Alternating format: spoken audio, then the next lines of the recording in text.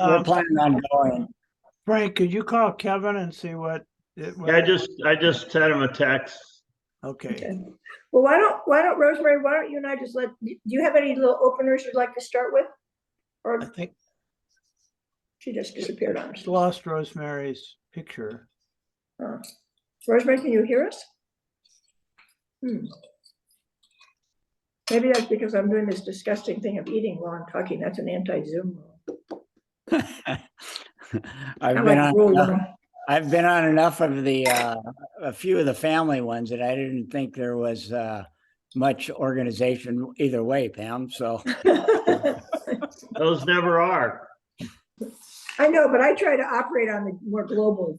Hey, I'm with you. I'm with you. The beauty of the family Zoom is that every once in a while Tom just gets really pissed off because everybody's talking over him, and Right. you know, and so it's always good to see him explode once in a while. Yeah. Well, last week he wouldn't even answer the question, so That's right. I have nothing to say. Oh, Rosemary just calling me here. We have somebody. Hi. Rosemary? She just hung up on herself. I just Maybe I should call her. She came on. Somebody came on, and then went I on. see her. She You just see her? needs to. Oh, you can see. Yeah, There there she is. Hi. Sorry about that.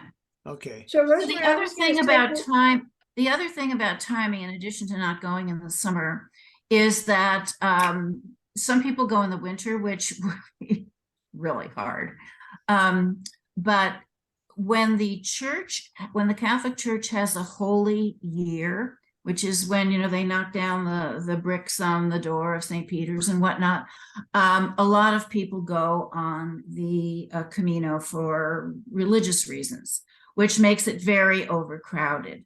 And it's easy just to look up on Google when there's a holy year. It happens like every, I don't know, 6 or 7 years, I'm not sure.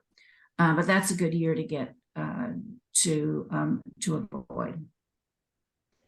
Okay. do you guys want to just ask questions, or do you want us to give you like a little whatever, or why don't you just ask questions and we'll see where it goes? I think it's best to say, okay, here's where we started, and just kind of give us an overall feeling of accommodations and restaurants, you know. Well, one How question. long does the walk each? I mean, I see some walks are going to take like 4 hours, and other ones are going to take, you know, they're like 19 miles. Well, that's if you follow, you know, his recommendations. If they're 4 miles, it's usually because there's a mountain involved.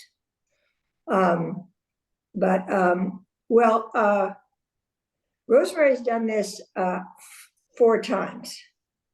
I've done it once with me, and I did it. I turned 65 standing in the in Santiago. I think I'll give you my now almost 10-year-old take and the big idea, and then Rosemary, you can just, you know, correct that. Is that okay? Or add details. Yeah, add details. And I have to get off at 6, but Rosemary generously said that she was 6:15, but she said she generously, you know, stick with you guys as long as you want, which is the person you really want to talk to. So I'm going to start with training, huh, Rosemary? Yeah. So Could I just ask one question? Yeah. Why did you I take it you picked this Saint Jean route, this French route, right? Why did you do that opposed to the northern route? The northern route that goes closer to the bay, to the water. To the ocean. The traditional route that we went on is the traditional one, and we wanted to do that. There are many routes up to Santiago. You can come through Portugal, you can come through southern Spain. This is the traditional one that we chose. The northern one that goes through Bilbao and Santander and along there, it's much more mountainous, although it doesn't look like it is at first blush. Also, the places to stay, there are very few of them. So you have to hike much longer distances to find a place to stay, unless you want to camp out in a sleeping bag under a tree, which we decided not to. Okay, that answers. That's a good question. Yeah. And we did not start at Saint Jean au Pied. we started at Roncesvalles because we went in late April, Rosemary? Yeah, Yeah, and it still had snow in the Pyrenees, and the Pyrenees are the most dangerous part of the trip because it gets foggy up there, particularly in the spring. And it's not, it's a rustic part of Europe, and, most parts of Europe do not have don't be an idiot, don't go now, caution signs or rangers. And when people get seriously injured, it's usually up in the Pyrenees. And it was snowing, and we just didn't think that was a good way to start. And you're going over the Pyrenees to start. So we started in Roncesvalles, and we had a letter from the Monsignor mutual friend of ours, John Tallisford, saying we were good Christians and that we should be afforded every blah, blah, blah, and so forth and so on, and holy moly on it, and a lot of water. And then he stamped it with a lot of stuff. And we showed that to the woman at the place where you get your passport. And she went, oh yeah, fine. And it could care less. So I think Rosemary got the letter back. I can't remember. Did we ask her yeah, I for it think back? we both still have the originals. But we started from there, and the reason that this book I'm so fond of it is because, there's a lot of stuff in it that's just goofy, but it's quite good on the geology, and we knew we didn't have enough time to do it from end to end walking, although we originally aspired to that. But you got to allow for the fact that you fly to Spain, then you get to probably Barcelona, then you have to get up to Pamplona, and then you have to get up to Saint-Jean. So it's a train ride to Pamplona, and then it's you could walk up to the mountain, but it's so nasty, and nobody does that. And so we took a taxi, right? And then you start out and you end up back going through Pamplona. It's on the trail. But we thought, we wanted to start at one of the beginnings. And the book, one of the things that we did not think about, but I'm sure Rosemary did later, was since we knew we only had a limited amount of time, we decided to go the way we thought was most interesting. So things that were like walking across Kansas, we thought, well, what the hell? That's the place to grab a bus. It turns out, of course, that's the only flat stuff. And the elevation, and I learned after, not very quickly, in a few days, that today will be a day full of beautiful valleys and riverbeds meant up and down, Like this. like that. Is that the whole route? It is. That's Yeah. a lot of up and down. It And is. you see that big flat part in the middle? Yeah. That's where we took the bus. Yeah. You could take the bus in the up and down part, except for one of the up and downs. Up to Osabrio, we took a bus. Yeah. But How high is that elevation, the up part? The highest is, let me get my glasses, 5,000 feet. I was going to say about 5,000. Yeah. Yeah. And is that where what you call it cross is? Yeah. Yeah. That's feet or meters? 5,000 feet, 1,500 kilometers. No, 1,500 Meters. meters. Yeah. Okay. Yeah, meters, excuse Yeah. me. Okay. So those are, so taking into account the geology and the relative skill, and you shouldn't be wedded to like, well, we were going to take a bus here. Don't take a bus if you don't want to. This is not a some sort of prove it. You guys are all grown-ups. The point of this is actually to the opposite of that. So if it's, you're beat one day, be beat one day. We also scheduled ourselves, and I think, Rosemary, when you did this by yourself, you did this as well. We took a day every, I think 3 times, right? And we didn't walk. So we walked for a week, we took a day off. We walked for a week, we took a day off, just to let our bodies rekindle. And when we did those days off, we stayed at Paradors, which are, nice, quite nice. And I think we did that 3 times, right, Rosemary? Does that sound right? And then we adopted some other techniques just to preserve ourselves. We would get up pretty early in the morning, often before others. But dawnish, and we'd set out and go for I don't know, about an hour, hour and a half. I think, Rosemary, then we depending on what the day was gonna be like. And then we would stop and we would have some coffee and a little breakfast and like that. And then we would walk for another 2 hours or so, maybe 3. And then we would have lunch as our sort of main meal usually. And we'd take, some time with that, maybe take 45 minutes or so. We also would stop, was it once an hour or once every 2 hours? We'd stop for like 5 minutes or 10 and just hydrate and just stop and, not be standing up, sit down somewhere. And that was just because we wanted to kind of preserve ourselves for the length of the trip and not get exhausted, because we saw people who were wasted and they were much more fit looking than we were.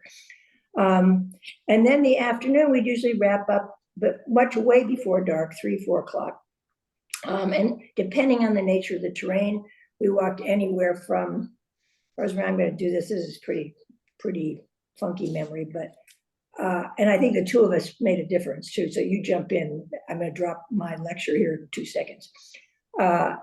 We would generally walk, we got the most comfortable walking between about 18 and 24 kilometers, depending on the terrain. And, some days were less, and some days were more. And we used this book to help us, know what was available.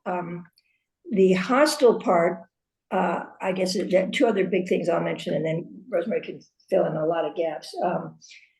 The book's, a lot about how to do this relatively, very inexpensively. And it has the little restaurants that it recommends, the little cafes are all fine. But it is not except for in the big towns like Lyon, it's not a place where you're going to get gourmet food. You're going to get, hiking food. You get very weight conscious. At one point, Rosemary and I were actually in Lyon and we were debating which weighed more, the apple or the orange, because we didn't want to take 1 ounce. After you've carried you're not supposed to carry much more than 10% of your body weight. And after you've done that for about a week, you look at things like a loaf of bread is too heavy. You just, you're really, you're hydrating all day, so you're carrying a lot of water. Then you're late in the afternoon, you've drank a lot of water, so now you're not carrying so much weight, and so that's great. I'll wait until a little bit later, but the Jocko Trans helps with that weight issue. And we, I think I mentioned this to Frank the other day, we got to, was it Punta La Renta was the town where we got the last 2 beds in the hostel, Yep. Rosemary? Yep. It was very early in the trip, maybe day 4 or 5, if that.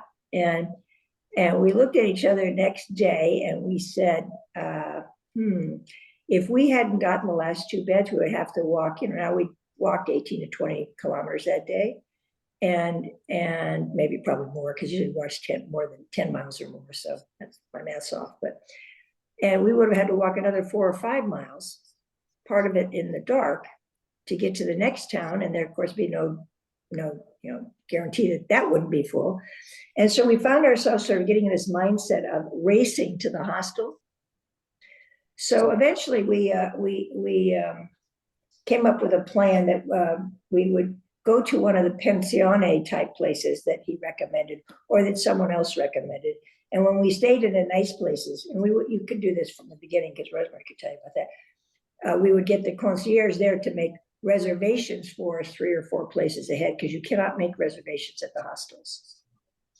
So we would stay in these little places that had 3 or 4 rooms up above the restaurant. And they'd be, Spanish families that were traveling, or very few like pilgrim types that I saw anyway. And they'd have 2 beds in a room and a bathroom in the room. And it was, simple, but quite clean and comfortable accommodations. Rosemary, you want to kind of like talk for a while? Yeah. Those are what you call the pensions, not the hostels, right? Right. The hostels are, they're not dirty or anything like that. You're not going to get, scurvy or, well, I guess you can't catch scurvy, but, but it's clean. And so we took little silk bed bags with us. I never slept on their sheets. I would say, why find out the hard way? So I had a little silk, very lightweight bed sack that I slept in usually, and a little silk bed sack that I put on their pillow, or I think I might have had a little small pillow that I used or I think I put I put my jacket inside that little pillow thing. So, as Pam said, this book was invaluable. And in terms of preparing, we decided we wanted to go in the spring. We developed a schedule. Actually, Pam decided that we should develop a schedule, which is a great idea. And we trained Pam, for maybe 6 months before? Yeah, we started in January and we left in April. Yeah. So we know we started in about this time. And we started out, a couple of days, and by the end we were doing it almost every day. Yeah. And we added weight and distance. Yeah. Yeah. And towards the end, we were doing it with 12 pounds or whatever in our backpacks. We also spent a huge amount of time at REI deciding what kind of socks to have and what kind of sock liners to have and what the best boots were, because we heard and then we saw the catastrophe of people who had blisters. And these are not just little tiny blisters that you can walk around on. These are like these big, gross, infected things on people's feet that they had to come home from the Camino. So training with the right socks and the right boots was incredibly essential, and breaking them all in. And silk socks. Yeah, silk liners. And silk liners, sock liners. Yeah. Save your life. Silk sock liners. No matter what else you do, bring those. Yeah, and we had a little packet, a foot care pack that my podiatrist had given me with, like a needle in it and Band-Aids and Neosporin and that kind of thing in case we got blisters. Unfortunately, and guess who did? We didn't. Yeah. Yeah. Wear the silk socks. We just had one blister between chicken us, thing. which was great.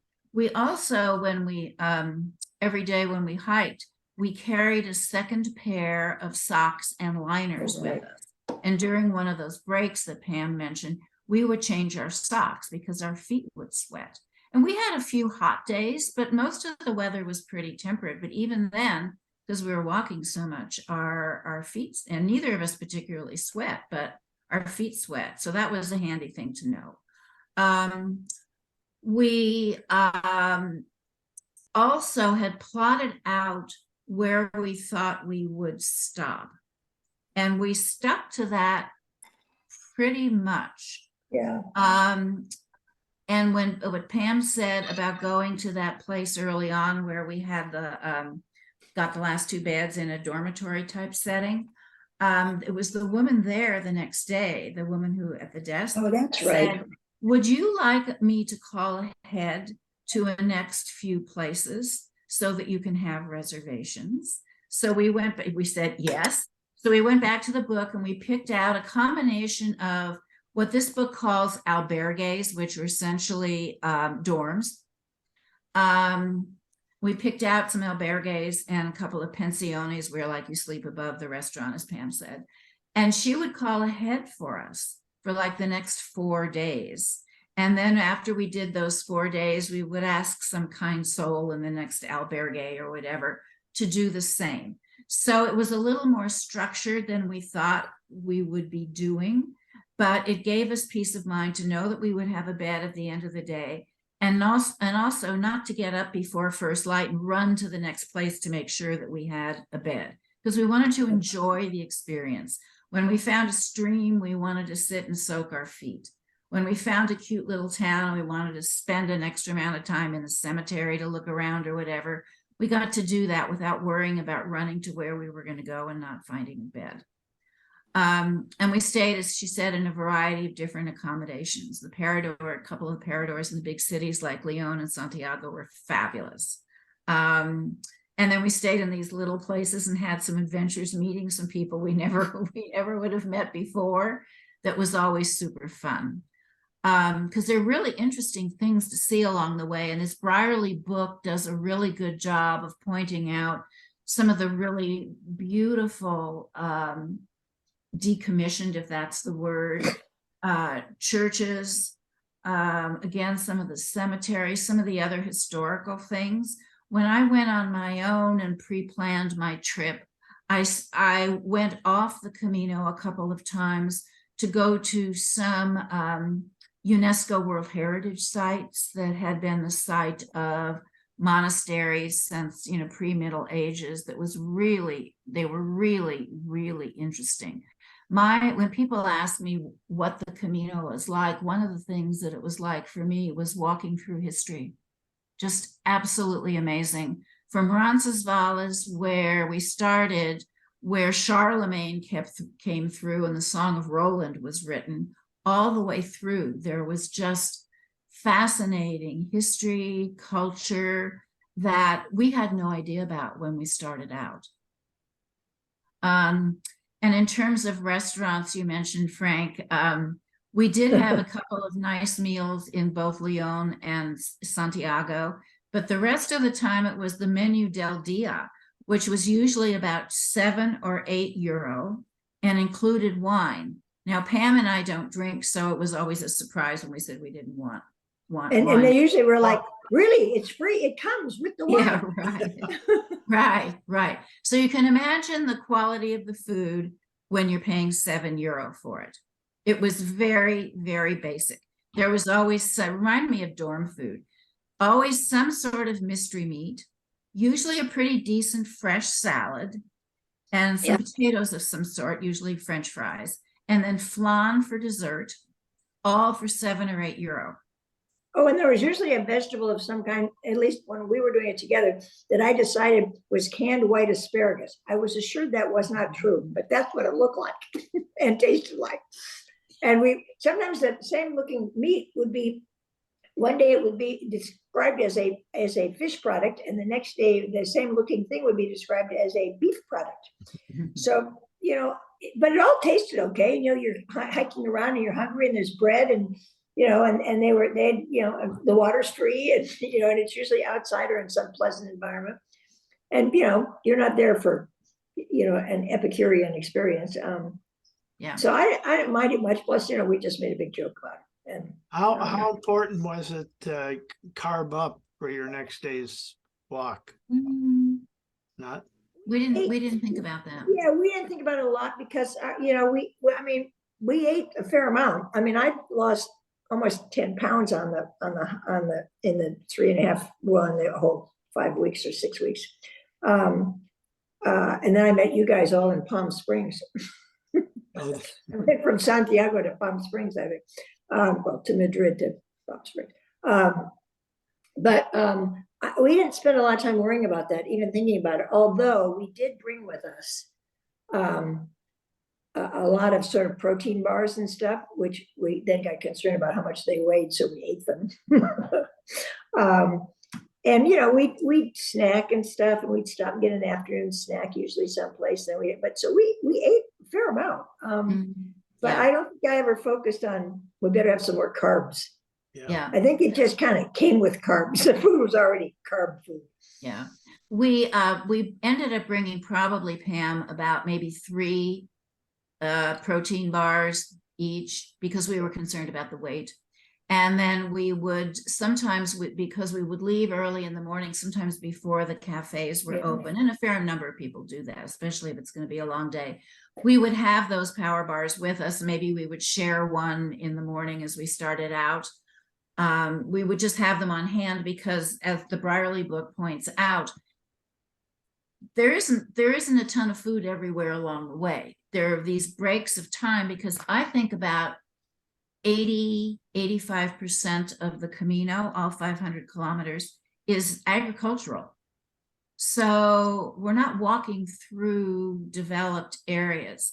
We wanted to make sure we didn't get stuck one day without lunch or whatever. And then I discovered when I went back on my own and would always have a couple of them with me or one with me. And then when I went to replenish them, I couldn't find them anywhere.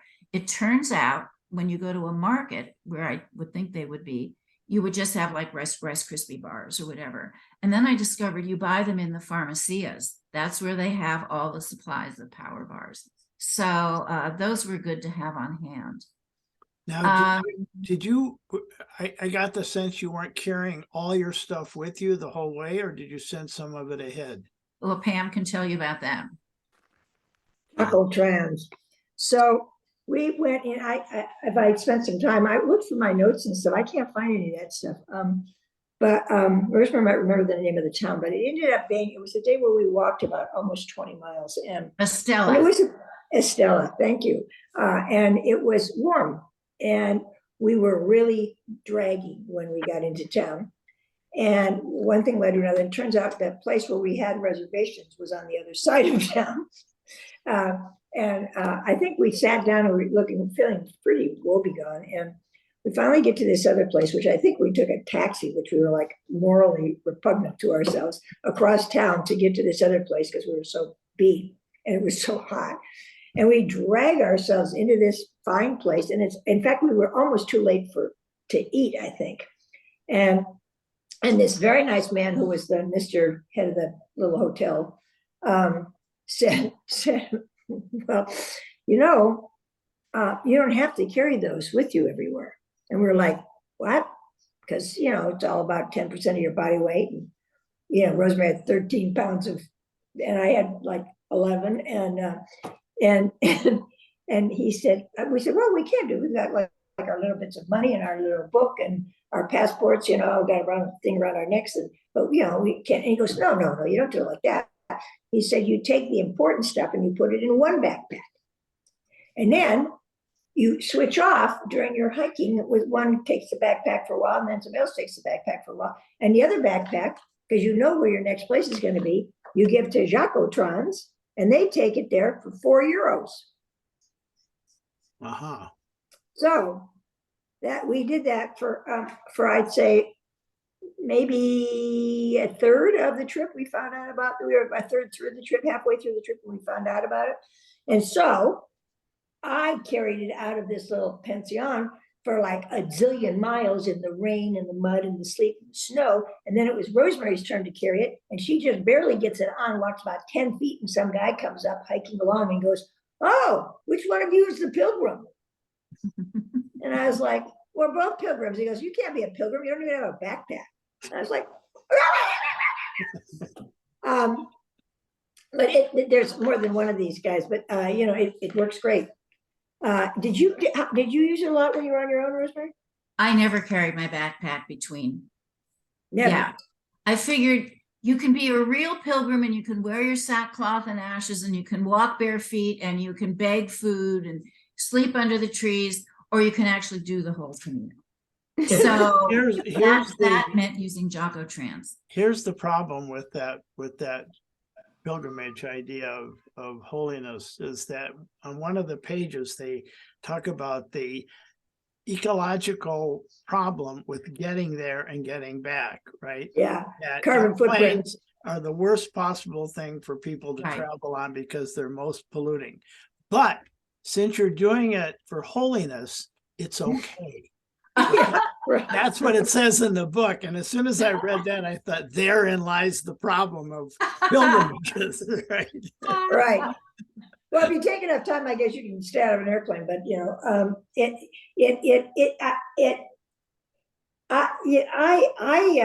mean, there are some places that are just so remarkable, like Osobrio.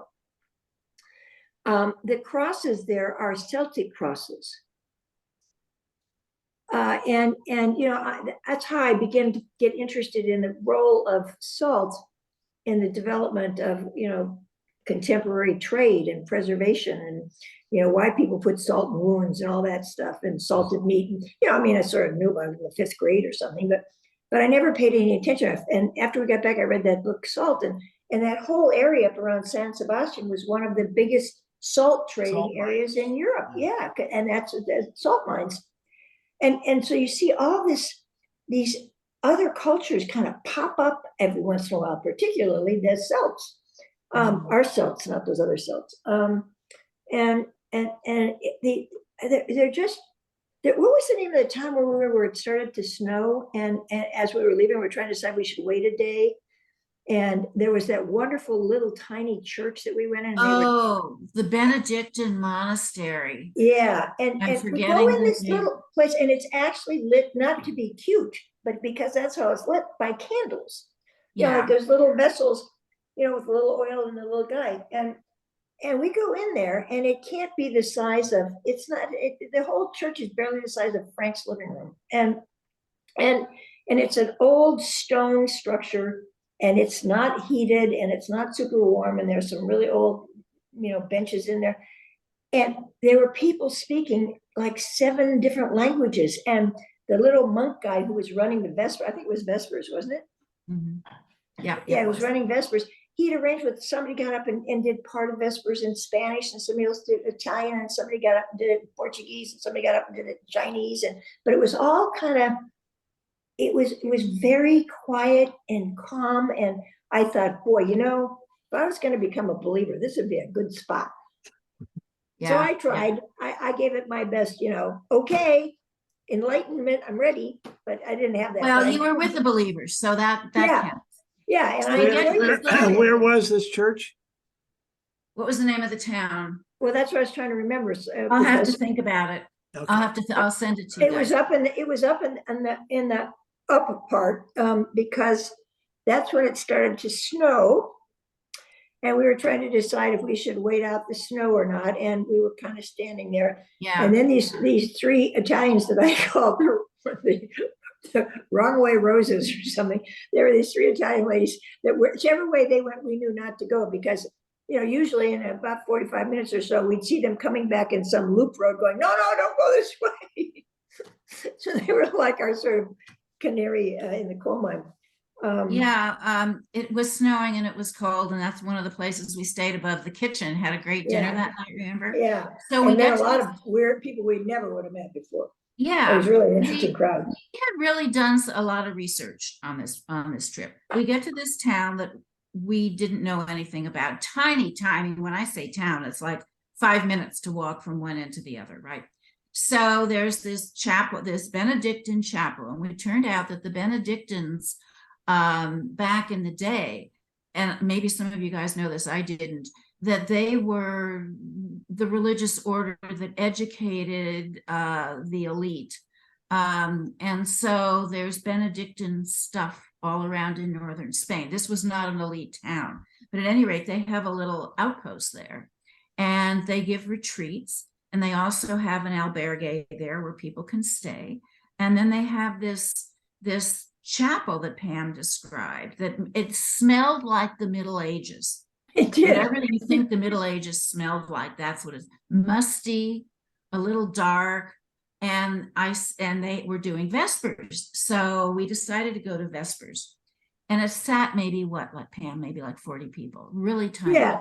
And there are there's an altar and all candle, and the windows are made of alabaster because alabaster was used before glass was invented to make windows. So these alabaster windows, and then the monks' seats on either side of the altar facing each other. And so I say to Pam, being the know-it-all, I said, so this is where back in the old days, the monks used to sit and they would chant back and forth during Vespers. But this is such a tiny little place. I'm sure it's just going to be taped music. So manage your expectations. So 2 minutes later, in come these, 20 monks or whatever in their cowls and their things, and they sit down, and I'll be damned if they don't start chanting in Latin. I still get goosebumps. Yeah, it was amazing. Experience. It was amazing. It lasted about 20 minutes, half an hour maybe. And I went and I did it again when I went through that town the second time. And it was the most amazing experience. I mean, not from the Catholic perspective so much as just, again, from the historic and the cultural perspective of actually being someplace and witnessing something that had happened, I don't know, 800, 600 years ago. I'll find the name of that town. Was it Ravenel? Yeah. Good memory. No, I just was looking at the book. I was remembering where it was at. I remember We also, while we're talking about this, this was Pam's idea, to start off every morning with an intention, whether it's acceptance or forgiveness or whatever, just something to sort of mull over in our heads, because we spent a lot of time together, walking and chatting and shooting the breeze. But we also spent a fair amount of time, and it just happened organically, just walking alone, just in our own little solitude, even though we may be side by side or one of us ahead or behind each other, just experiencing the experience. And that was We really, tried to have sort of a rule that we wouldn't talk, I mean, other than as might be necessary for the first 2 hours or something when we were doing that, or an hour, yeah. yeah. And back to the practical, we knew it was going to rain when we were there. And we were there in April, May, and I was there again in April, May, and September, and it rains once in a while. Not a lot, but once in a while. So you always have to carry your rain gear, and you are out in the middle of a field and it's raining. There is no tree to stand under. There is no doorway to duck into. You're just out there in the elements. So you have to be sure that you have a waterproof cover on your backpack. You have to be sure you have waterproof boots. You have to be sure you have a poncho or a parka with a hood that can, tie, and pants. And it's waterproof, not just water resistant. Not water resistant or water repellent. It has to be waterproof. Which And is about the Pam zippers and stuff. Yeah, Pam had hers. I didn't have one. And so I did a lot of shopping, talked to a lot of experts in a lot of places who gave me false information, ended up getting something at Patagonia, and I actually practiced in the shower.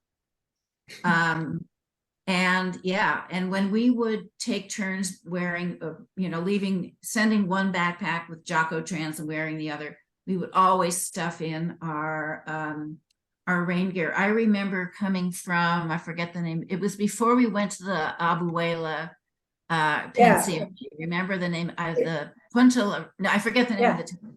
But it started to pour out of nowhere. And we were in the middle of a field with all those flowers around. Remember that beautiful? Yeah.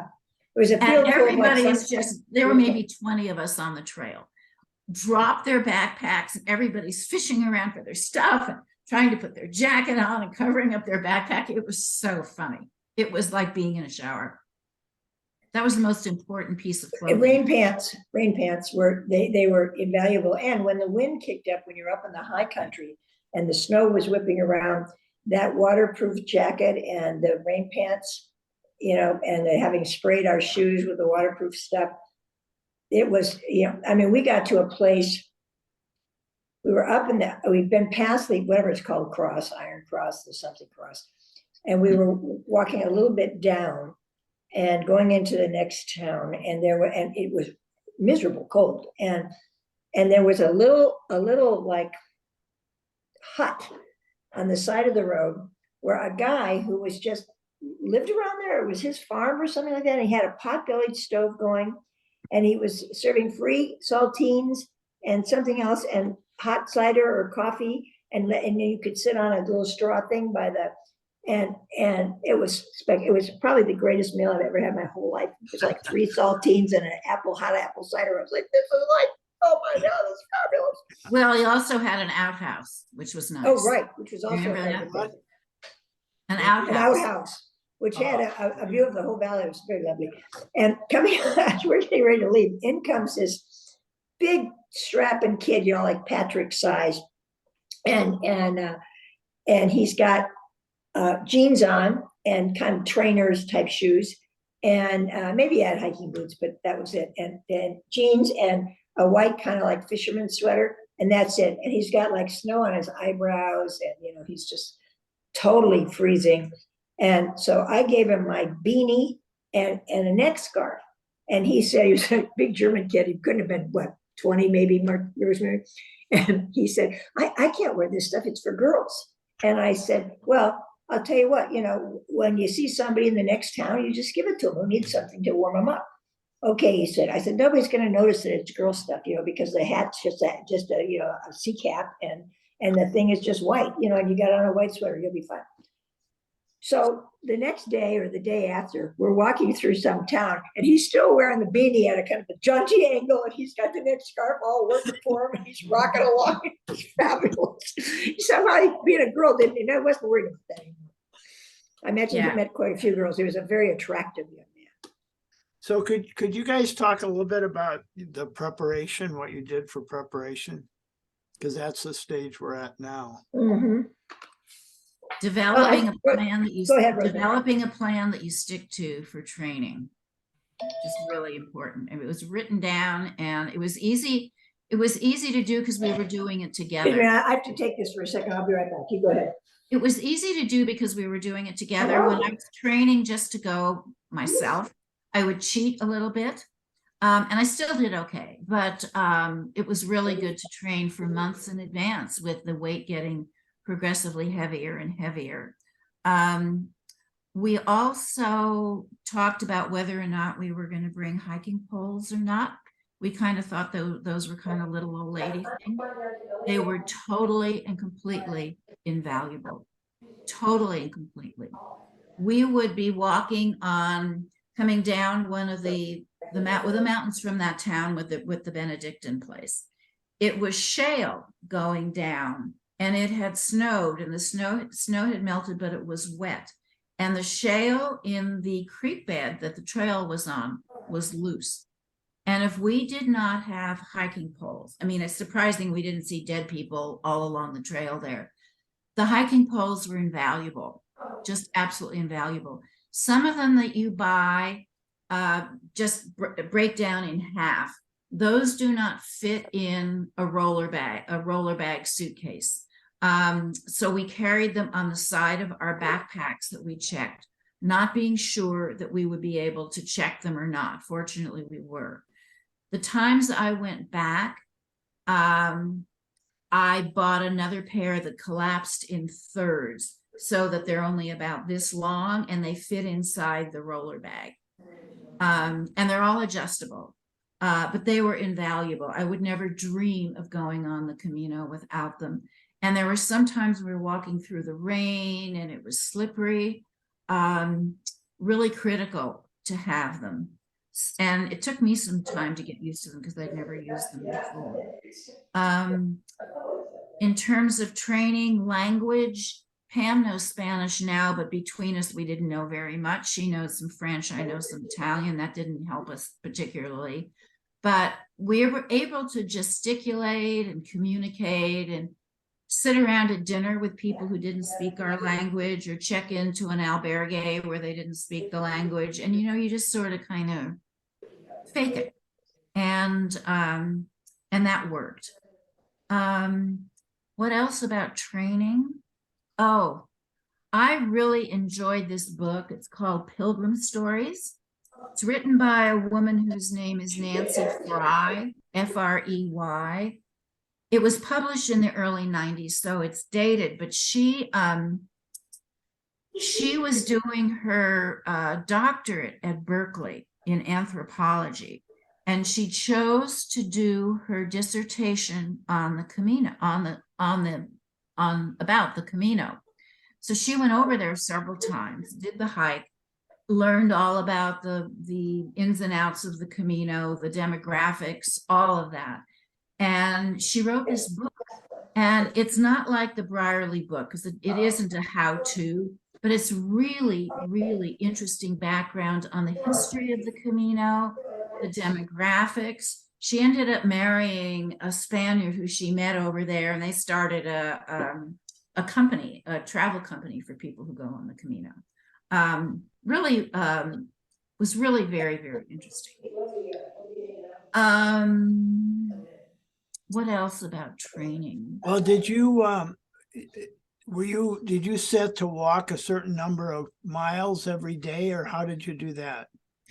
Well, we did plan that in advance, and we were a little myopic about assuming on the first day that we could do 22 kilometers. It looked on the Brierley map like it was pretty much flat and then downhill coming out of the Pyrenees.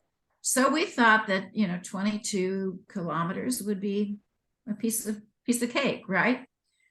By the time we got to the end of the 22 kilometers, and it was a warm day, we were wiped out. The Well, we next had to time climb I up did it, shale, yeah, shale. We didn't know about the shale. So we're yeah, going up this hill and it's shale. yeah. So it's, it's the amount of calories and body and energy you're on this Yeah. relatively steep hill up the shale. Rosemary actually said a bad word when we were about 2/3 of the I way said up. several bad words on that trip. And I knew then that this was a serious problem. And then we got down the shale, and which was even worse going down.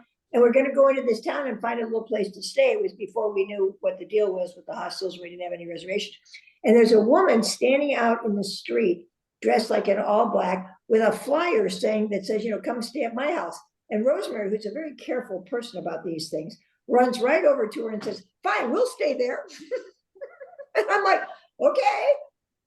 And the first couple of days are surprising in their arduousness. In fact, one of the women at the place we stayed in that second day or first day, I forget which it was, said, well, I think the first 2 or 3 days are the most difficult so that they weed out all the losers. Well, so but in preparation, were you walking religiously every day? I mean, did you go out? Oh, yeah, every At other the day, end, I every think, day, yeah. Brian. It was almost every day toward the end, and we started out like 3 days a week, and then we upped it to 4. And we took the amount of prep time we had, and we had a goal at the end that we would be, doing it with a full backpack. We didn't want to exhaust ourselves either and be, empty by the time we started. Yeah. So we were pretty careful about that. But by the end, we could do, 20 miles up and down hills around San Francisco with a backpack pretty easily. But we worked at it. We started out slow. I can't remember the beginning, but I think it was we started out doing, and we were both, in pretty good shape to begin with. We started out doing like 3 miles a day. Then we upped it to 4. Then we added the backpacks, and I think we did that over I'm making this up, 3-month period probably, huh? Yeah, yeah. And we live around hills. So we were doing the more arduous preparation. We weren't working on flat much. Yeah. Um, What's the percentage of flat? In that map you showed, it seemed like it was mostly mountain, mostly hills. Well, you can set it up so that it's, that map's pretty dramatic. Once we saw the map, it was like, holy shit. But there's only a couple of places that are really awful. yeah. But I don't know, 60, we took the buses over the flattest parts, so for us, it was mostly hills, but I don't remember it feeling that dramatic. But I'd say, I don't know, Rosemary, you've done it more times. What would you say is the kind of rough divide if you're going to go from Indiana?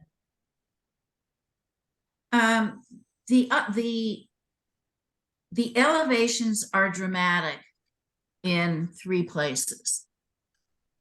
So we did, and one of them that's particularly steep, Pam and I decided that morning, we talked about whether or not we really wanted to do that straight up hike. This was the Osabrero hike. Did we want to do it or not? And we decided that we wanted to take a cab up there. Yeah. And the next time I went, I decided I was going to do it. So we listen to our bodies, I think, is probably the best way to say that.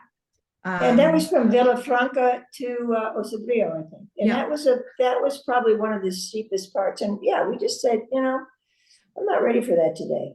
Exactly. And you should do that if you. Were these on trails or you're walking on asphalt or concrete? Both. Mostly trails. Mostly trails. Okay. Yeah. But every once in a while you're walking next to, especially toward the end, you're walking next to the freeway for a little bit. Yeah, the last leg. Yeah. And when you get to when you are approaching the big cities like Lyon in particular, we did take a bus to Lyon, but when I did it, it was like strip malls for a couple of hours. Yeah. But very little of that, like 85% agricultural, maybe 2% asphalt, small amount. Okay. Another thing that I did beforehand, we mentioned how the kind people took mercy on us and let us or helped us book days in advance. Remember, we were in Lyon and we went to the information stand, and the lady was kind of snarky there. We asked her, she didn't speak English, we didn't speak Spanish. We were trying to explain what we wanted her to do, and she was pretending she didn't understand what we were talking about. We eventually got through, and she did it, remember? But people were really, really helpful doing that. But then when I went back several years later on my own, lo and behold, most of these little places were on booking.com, which was very helpful. So I had the whole thing pretty much on booking.com, which was even these little tiny little places. There were a few places where that didn't work out, but almost every place did. And the beauty of booking.com is that you can change within 24 hours and there's no penalty. So if you decide you want to spend an extra day someplace or go off the Camino to see some UNESCO World Heritage site, you can do that and just cancel and then rebook somewhere else. That was really very helpful. And if I were to do it again, I would definitely do that.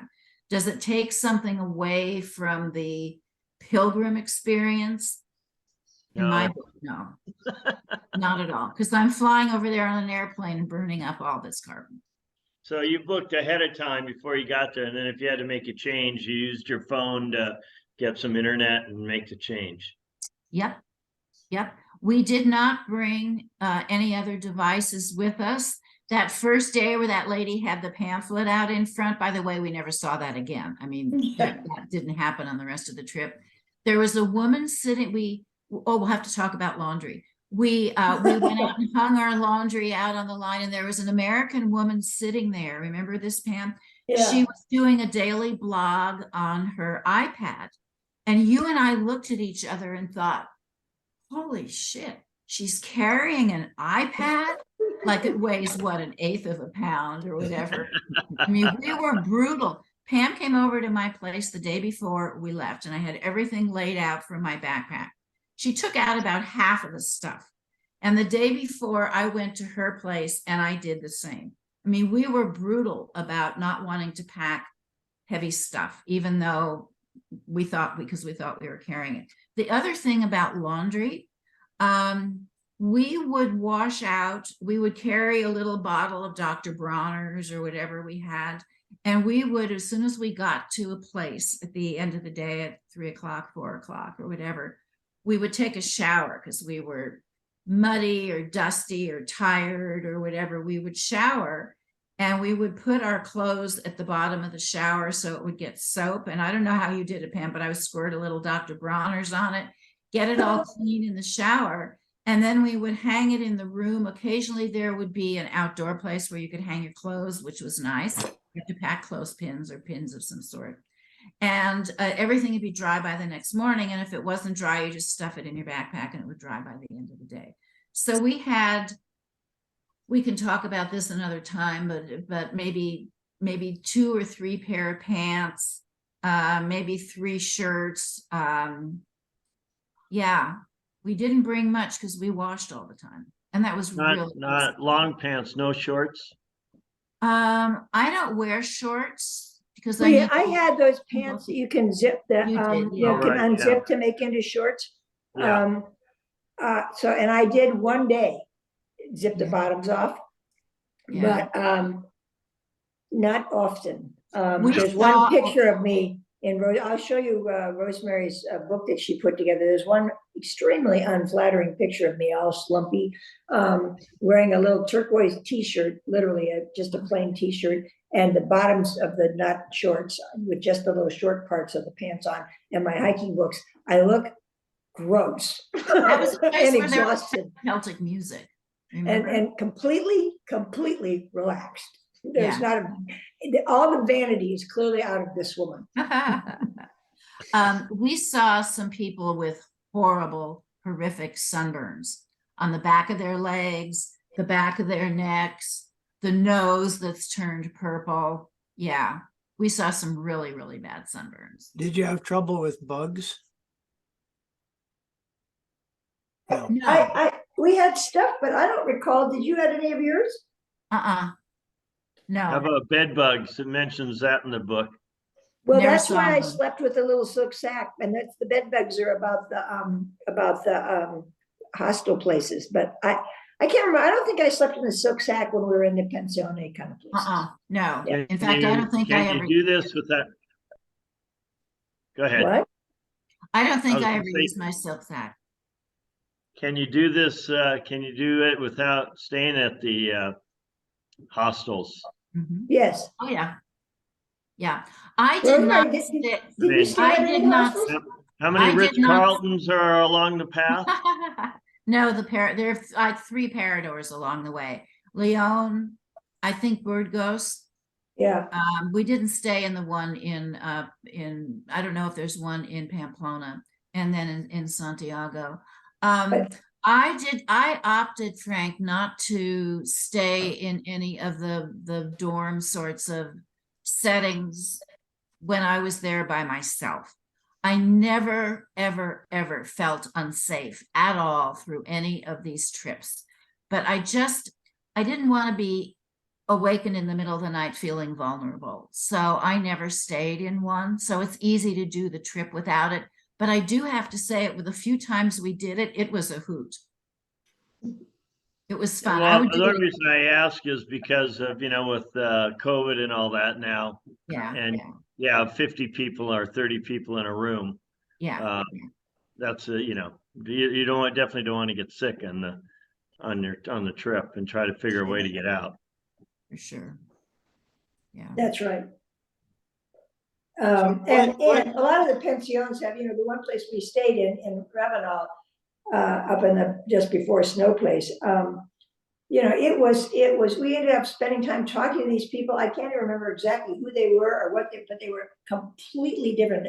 One guy was Australian, another guy was like, I don't know what, Serbo-Croatian, oh, yes, indeed. And there was somebody else who was from someplace in Southeast Asia. And we just had this remarkable sort of internationalist conversation. And what are you doing here and why? And, this kind of very intimate conversation as well with these people we barely knew. It was spectacular in that regard, but that wasn't in a dormitory. That was just, in the little breakfast place that the little pension was. We Yeah. stayed in one place. Once you guys start to think about this more seriously and your timing and whatnot, get back to us, because we stayed in some places that were just memorable.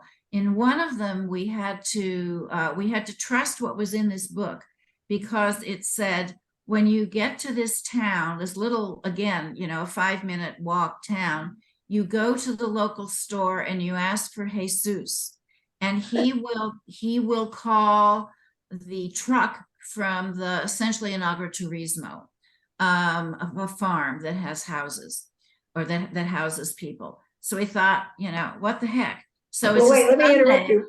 Let me say, the reason we called Jesus was because we got to the town, and the hostel slept 35 people. Oh, that's And right. we were there at like 2:30 in the afternoon, and there were already 36 backpacks lined up, and we were going to be like 37 and 38.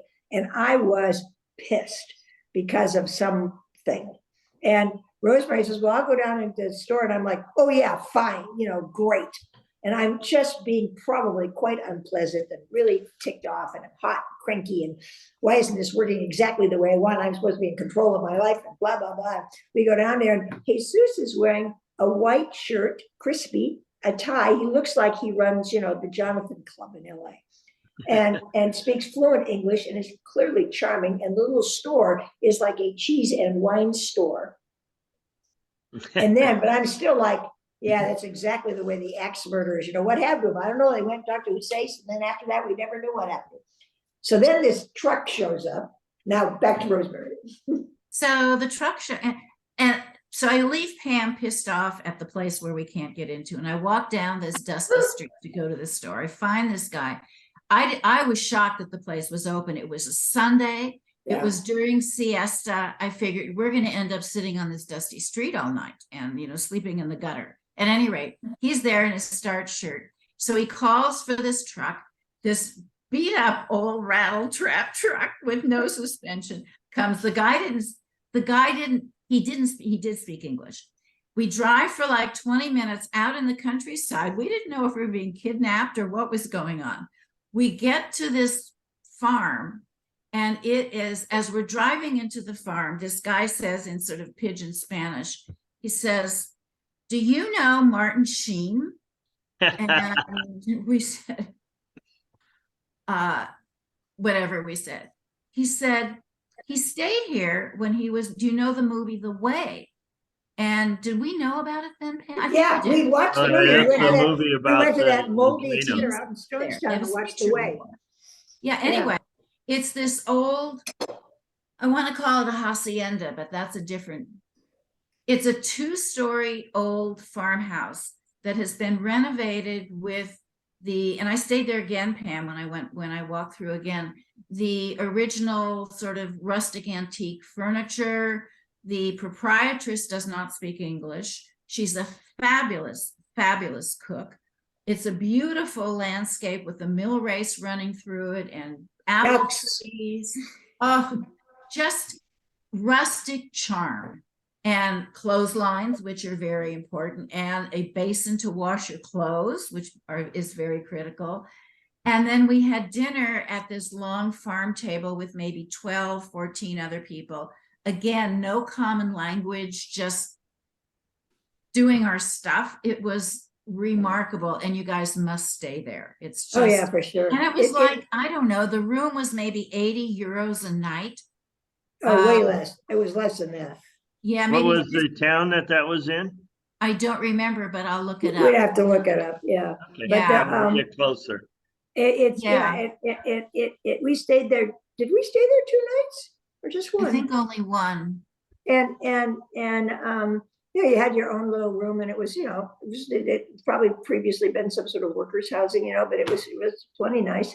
Oh, And yeah. just charming in this outdoor area to sit and people by that time, my horrible Spanish, between Rosemary and I, Rosemary speaks almost fluent Italian, and I speak, pretty good get by French, and I had the Idiot's Guide to Spanish with me, and between the three of us, between the two of us, those 3 languages and talking to other people from other countries, we actually were able to communicate pretty well. Yeah. Because Rosemary had a lot of verbs, and I knew how to conjugate them in Spanish. So we're back in our room after this wonderful dinner that went on for hours. And we looked at each other and said, so how do we get back to the Camino tomorrow morning? Yeah, right. So I'll be darned, they lay out this gorgeous breakfast for us in the morning and all sorts of snacks to take with us. And then up comes that old Rattletrap red truck, same one when I went back again, Pam. And they just take turns. Some of us sat up in the front in the cab. I sat in the back in the open, the open back, and they did a couple of runs and they brought us all back onto the Camino. Nice. That was an adventure. Yeah. And I actually had the grace to say to Rosemary, I'm so sorry. This is fabulous. That worked Since out. you guys raised the question of the cost of what do you think the whole trip, not counting the airfare, cost? Not much. Not much. I'd have to make it up, Brian, but if we spent 25 euros a day, I'd be surprised. Ditto. Okay. I mean, The only splurges were at the 2 Paradors, and even that wasn't bad, Pam. What, No, maybe 200 no. euro a night, and we were splitting it. If that. Yeah. And the food is so, as we said, the food is very cheap. The Did you one bring- place did you where bring the cash food- with you, or use credit cards, or how did it work? Mhm. Yeah. Cash. Yeah, most of the places took credit cards. If you do booking.com, of course, it's all credit cards. We did have cash with us. Pam, I don't remember, I'm sure there were ATMs around. I think they were kind of hard to come by, but remember, you guys, we did this 10 years ago, so it's, 8 Yeah. I did. How long was your last one? 2 years? Maybe 4 years ago. Yeah, I remember we carried cash, but not a lot, and we didn't No. need much. Yeah. The one place where the food was memorable when you get into the westernmost region of the Camino is Galicia, and the people live there. So Galicia is pulpo country, and the octopus is beyond fabulous. They cook it in some of the restaurants in these outdoor areas that are just these big steel vats. And they have a spear thing that they use to put the pulpo in, and they take it out, and then these guys chop it up and serve it on a wooden board with a salad and like a French bread, to die for. So if you don't have a taste yet, or if you don't have a taste for octopus before you go, make sure you acquire one. The food was really memorable there. Some And places you can eat barnacles too.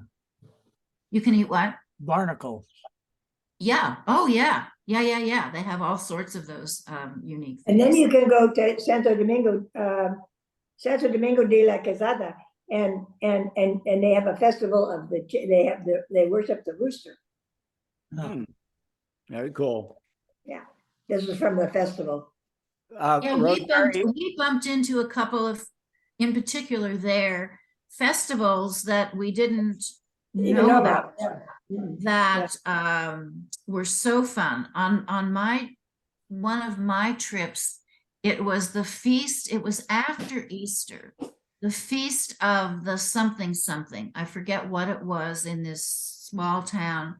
And that's when I altered my trip to stay an extra day, because a lot of the locals were drawing big chalk designs in the streets that were closed off. And then at first light the next morning, they would come with cut grass and rose petals and flower petals and decorate in the shapes that they had drawn on the street. And then they had, it was unbelievable, these massive, all the way down the main street, these designs that people would make from their own neighborhoods. And then there would be this enormous mass in the cathedral that went on for like 3 hours, that was just filled with all sorts of important looking priests and bishops and incense and all of that. And at the end of it all, they would all process out with the statue of the saint on one of those carry things that they carry in European festivals. And they'd walk back down the street where all these flowers were strewn, to all of this music, and all the locals are standing on the side saying their rosaries. I mean, it was incredible. And we stumbled into things like that. Yeah. Yeah, that one in They didn't stop at the church door like in the Louis Buñuel movie, did they? No. Yeah. I should have, but no. No, they didn't check credentials. Yeah. We were thinking we would start this pilgrimage in the middle of September of next year. Good So time. it said If that you wanted to do the whole thing from the beginning to end, and Yeah. do it without racing, and to give yourself a day every once in a while to take the day off, it's about 6 weeks. Okay. yeah, so you got to make sure that that's okay with the spouses, that you're out of pocket for 6 weeks. Yeah. And Hey, when Jennifer, can I go on the Camino for 6 weeks? Oh, you're asking permission. when we first planned how we were going to do this and how we were going to get there, we had these endless conversations about, wouldn't it be fun to fly into Paris and go there for a few days, or go to Biarritz, which is one of the ways to get into Roncesvalles, or go to Heathrow and stay there for a couple of days, or afterwards do this or do that. And we said to ourselves, we are going here for a specific purpose. We are going to stay focused on what we want to do, and we're going to make our way to and from the Camino without all of these other really fun excursions that we would normally do. And that worked out well for us. Especially in the luggage department. Yeah. Oh, well, yeah. And I got sick in the last about 60 kilometers. And I think my body just gave out. Mhm. It was just a bridge too far for me, and I was sick the last almost week. And Rosemary and I actually were talking about going back this spring so that I could do the last 60 over again, because I did it in a cab. But we decided not to do that. But it was a lesson to me, as I was in fabulous shape. I did everything right, but my body just, I felt like I had the flu, which is also possible, but I just got the flu. But I was very disappointed in myself that I didn't finish.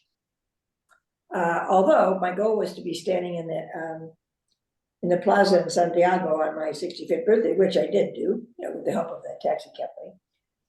But that stuff happens, and we saw a lot of people whose trip they had to be readjusted, and took.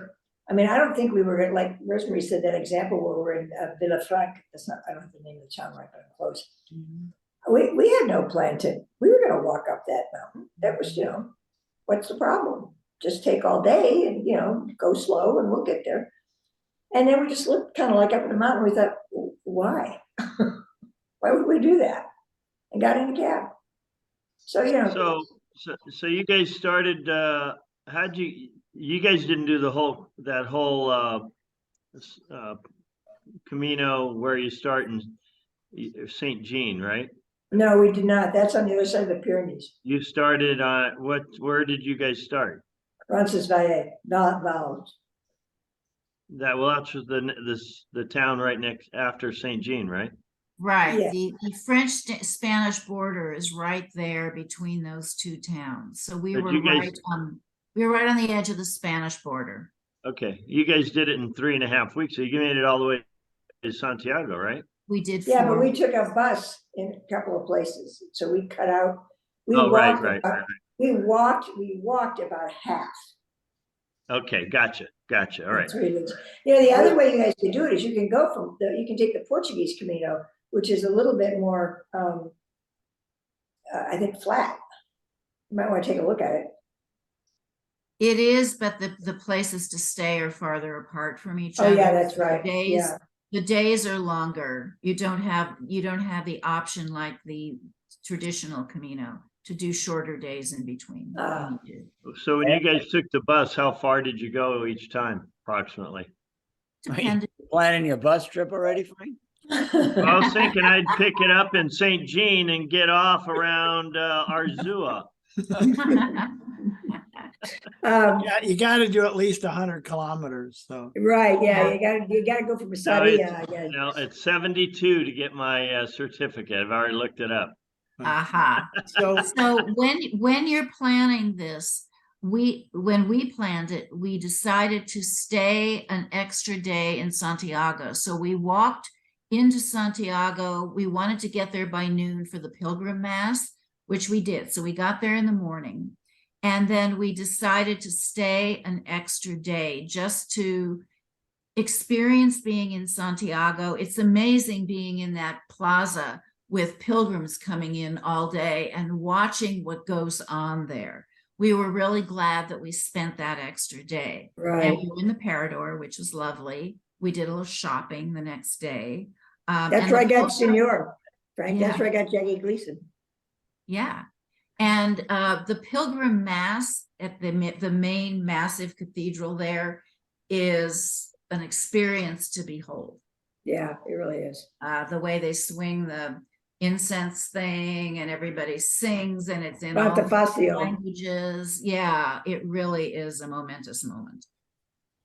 So was there much difference? You did September also, Rosemary, right? Was there much difference in April, September? I didn't have any snow in September.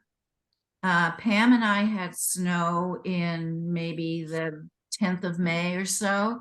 I did not have snow when I went back. And they did say the snow was very unusual for that time of year, but it didn't really slow us down. And it was kind of an interesting experience looking back. Did you find I'd say the weather's pretty much the same in both. Same in both ways. Okay. Yeah, more or less. The terrain is different. In the springtime, you see the crops starting to flower. just beginning. And then in September, you see the harvest. Yeah. I mean, that might make some difference to some people, depending. Well, the harvest will have more little things in the air if you have allergies. Good point. But And there are other books, you know, that you might enjoy, and it's kind of corny, but the Martin Sheen movie, The Way, is kind of fun. Gives you, it's not, you know, as Rosemary and I observed in the Martin Sheen movie, everybody only walked on the flat parts. Yeah. There wasn't much hill walking. Well, they only had an hour and a half to do the movie. Um, but there are other books too that are, you know, more, you know, that focus on different aspects of it. This is just, the Brierley book is a kind of a, you know, AAA for the Camino kind of thing, you know. yeah, but it And looks it's, you know, some good information. well, I once spent some time in Santander in that area, and I was looking through my book to see if I might know anybody that could come and rescue us if necessary. Well, it's not without resources, you know. There are, I mean, that when I got sick, we were just at a little roadside cafe place that Rosemary said, why don't you sit down for a few minutes and see how you feel? And we sat there for a while, and I wasn't getting any better. And, you know, the little lady at the roadside cafe called the cab, you know. Yeah. And then the cab driver Oh, drives right. into town. We were planning to stay in the dorm, in the albergue, and we decided there's no way. Pam needed to be in a proper bed, in a proper room, and recover and whatnot. So we're talking, I don't remember if the cab driver spoke English or not, but somehow we communicated, and he knew someone in the town who had this little hotel. So he drives there. Pam is in bad shape in the back seat, and he drives us there. He gets out of the cab. He goes in to talk to the guy at the hotel to explain that there's somebody sick, and do you have a room? And the guy said yes. So they hustle us in with our backpacks and take Pam's stuff up to the room. Do you want an extra blanket? Do you want a pitcher of water, extra pillows? They were great. And do not tell the story about my going to the pharmacia. I can do that. And when the pharmacy closes and whatnot, and they checked on us later in the day. Yeah, that was good. And that was the town where they had the grilled octopus, right? I missed that. I wasn't in a grilled octopus kind of mood. No. Next time. Yeah. Well, I think I'm mainly concerned about the preparation regimen now. Well, you're right. That's the key. And getting that, you know, getting your boots broken in, and, you know, all that, it takes some time. And, you know, just you'll get there. Just set it out, lay out a schedule. You don't have to practice climbing mountains all the time. You know, just get yourself to where you're feeling comfortable doing, you know, 7 or 8 miles a day. And you know, pretty soon you'll be doing 10 or 12. It's just, you know, I mean, Greg, you and Frank both are good coaches for this kind of stuff. And you'll get there. Did you guys, you know, prepare using the same boots you took on the hike? Oh yeah. No Oh, question. for sure. Yeah. Oh yeah, no question. Yeah, we broke in our boots. I still have them. They're great. I wear them every once in a while. And I can't tell you how important I think the silk socks are. That's, by the way, what you're all going to get for Christmas, or not, if I get around to it. Yeah. What brand boot did you get? Well, I didn't. I forget. Let me see. I'll go look. I forget. One of the things as I do a lot of the research on it now is the trail running shoes are the more current shoes that are being used in 2021, 2022. But other people are using traditional hiking boots, but most people are using trail runner shoes now. You know, I can see the value of that. However, when you are walking down a creek bed and it's loose shale or loose rock, you need to be concerned about your ankles. And the trail running shoes aren't going to do that as well as a pair of traditional boots. Speaking of which, Pam wasn't with me on this part. There are parts of the Camino that are original Roman stones, and the Brierley book talks about that. So we didn't do this part together, Pam, but when I did, the Roman stones were like up a trail that was not steep, but with an incline, and the stairs, if you will, were high. So you had to kind of hike up to each stair and then hike up to the next. And there were maybe 20 of them.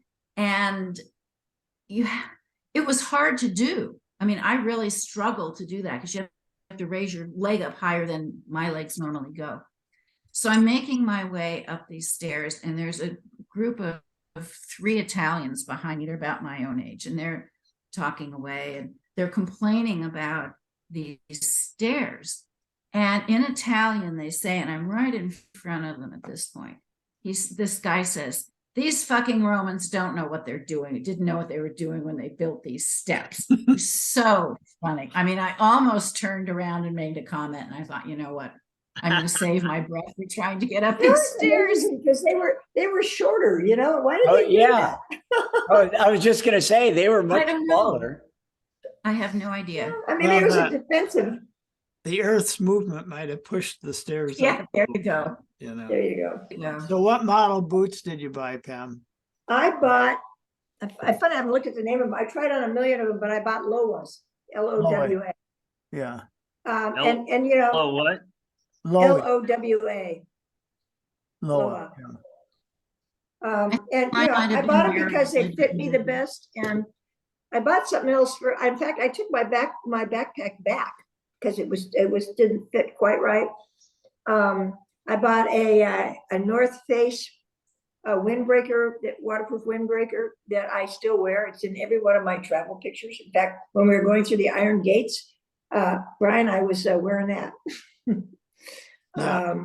If I were you, the first thing I would do, if you're thinking about doing this next year, is go someplace. If you don't have a pair of broken-in boots yet, go to REI or some other reliable vendor where they really know what they're doing and they can advise you, and buy a pair of boots and some Woolrich socks and some silk liners and practice in them. And if the boots are not comfortable, if they're too stiff, if they don't have enough give, if they just don't feel right, you can return them and they'll give you Yeah, they'll take them back. And we found when we would go to REI for boots and socks and talk to the salespeople about what we needed, we would mention that we were going on the Camino, and they said, "Oh yeah, the Camino, here are the kind of boots you need. Yeah, you need the silk socks."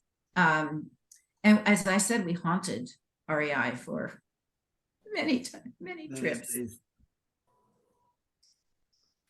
You guys, I'm gonna have to leave. Yeah, I I'm gotta run expecting too. somebody. Yeah, But, well, that's a good start for us. Thank you both. Let's do this for- again. Yeah, Yeah, I recorded this, so I'll send it to Kevin so he can catch up to where we discussed so yeah, I far. never replied back, so I don't know, maybe he got indisposed or something. Okay. And I think there's, by the way, Jackotrans, I think there's somebody besides Jackotrans, there's a competitor. But I don't remember. the Are name. these Jackotrans people at each stop, or how do you contact them? The hotel does it. Huh? You just get your little, you get your little envelope from whoever is running the pensione or whatever. You Yeah. put in your €3 or €4, you list where you're going, and you hang it on your suitcase or your backpack the next morning. And during the day, the service comes around and picks Ah. everything up.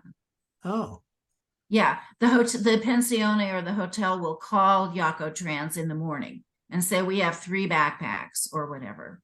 And they come around and then they show up in your next place. Quite nice. do they have Uber Eats also? They might by now. Yeah, right. Oh, right, yeah, who knows? Well, thank you So- guys. I Thanks so guess- much. This was, yeah, we'll do it again. This was. Yeah, for Well, there's sure. another way to do it too, you know, that we ran into these, I was telling Frank this the other day, we ran into these three Irish ladies who are about our age and they were doing it with a shag wagon and they were staying in all these elaborate places up on the mountaintop and, you know, not a Parador is like every day. And if it's not a Parador, it's some converted castle. And once they found out that we were choosing to rough it, and that we had other options, then they gave us unmerciful shit about our choices. They're like, oh, well, now, how are you gonna be going out tonight? About where will you be staying in one of those shack places again? We'll be staying. You see the lovely castle on the hillside there, do you?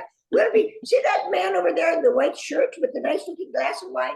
He'll be driving us up there. The wine's for us, you know, and we'll be seeing you on the trail and come ahead. They were hilarious. And we actually sat down when we got to San Diego. We sat down in this restaurant and they were at the next table. That's All good. That's So you Hey, can do it thank you, their way guys. too.